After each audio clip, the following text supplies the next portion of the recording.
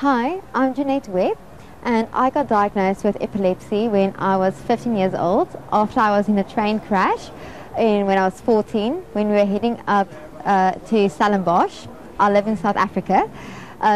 So I started with Lamictal and Epilim and I got a huge rash. I got Stevens-Johnson query, which is horrible. It's like little pink strawberry polka dots on your skin.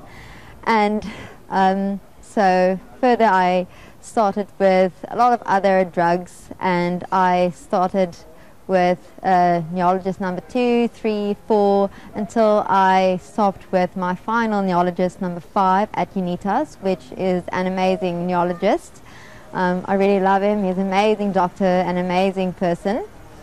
At 17 I found out that I was drug resistant and that a lot of drugs just doesn't work on me. So that was a little bit bummer, because I think when you're a teenager you are already just trying to find out who you are, and for me, you know, just suddenly just knowing that okay, you suddenly have epilepsy, you have a lot of questions. So I struggled with a lot of questions. My mom and my dad were very supportive, and I went to a lot of psychologists, a lot of psychiatrists, a lot of people, you know, just asking questions. I went to a lot of churches, a lot of priests asking questions, and I think that also made me a lot, very closer to God. So in a way, I'm really thankful for the epilepsy, because that made me very closer to God than I would have been today. So I'm very thankful to my epilepsy, which may for a lot of people sound weird. So at 17 I was drug resistant and I had nowhere to go, medical wise. So my mom and I flew to Cape Town to the epilepsy doctor in South Africa, Dr. Butler, and he told us that okay, I did not have temporal lobe epilepsy, because that's what I assumed I had, because I hit my temporal lobe in the train.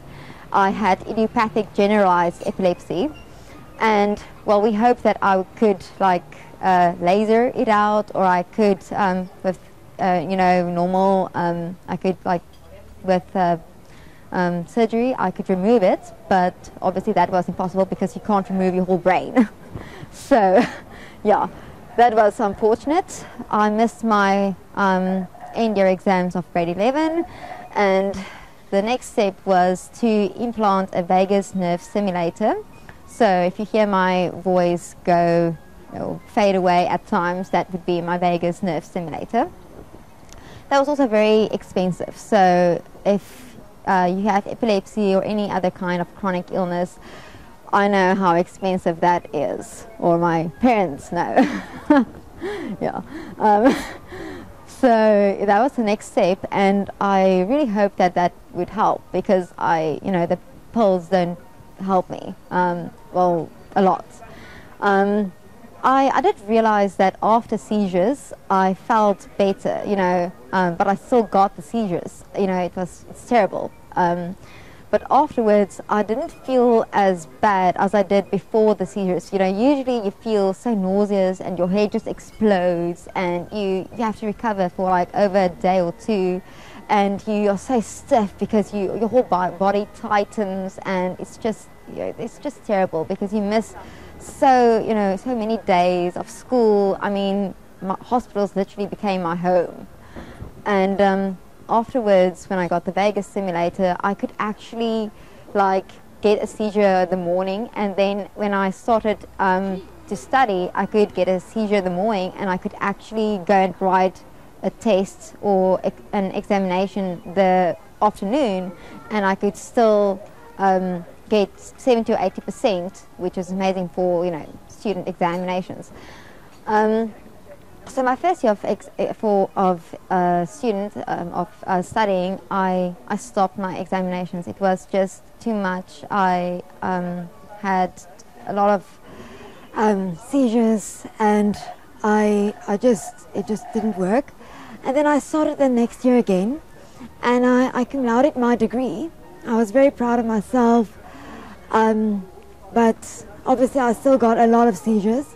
And then when I was 21, I got a massive seizure. It was 2 seizures together, and I was conscious when the seizure happened. It was terrible. I actually I was conscious, and the people around me, my sister's husband, he caught me. I don't know if he actually heard me, but he was there when everything happened, and I wanted to tell my parents and my sister and everyone who was there. We were driving up to Durban. We had a vacation house there, and I wanted to tell them to make it stop. I wanted to tell them to lift my head. I was feeling like I was drowning. It was horrible. I wanted to tell them to give me water too. Like, I was literally feeling like I was drowning in my own spit. It was like horrible, and it felt like it was going on for hours. Like, I was like feeling like, I was suffocating, and I couldn't do anything about it.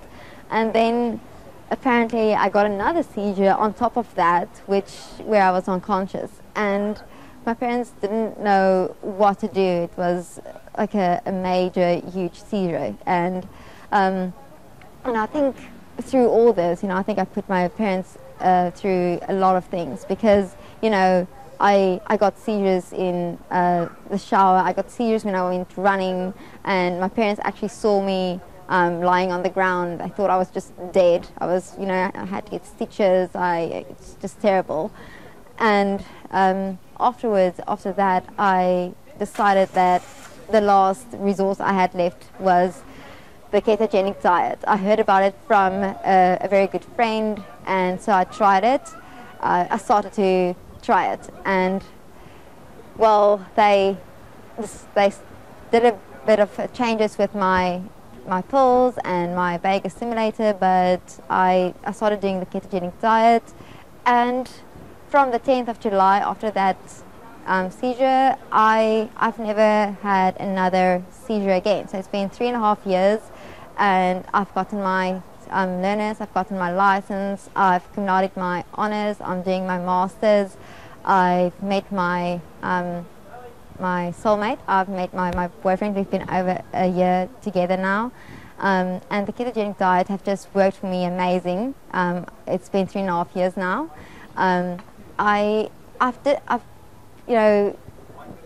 gone a bit on the balancing side more. I eat a bit more fruit now. I love fruit, so it's been very difficult for me to try and cut off the fruit, but I felt like I really didn't want to feel that way ever again. And so I went to a dietitian who specializes in the ketogenic diet, and I started to eat a lot more meat, a lot more plant fat, and in a way, it wasn't difficult for me, because I don't really like sugar. I never ate pastries, so the sugar-wise things, it didn't really bother me.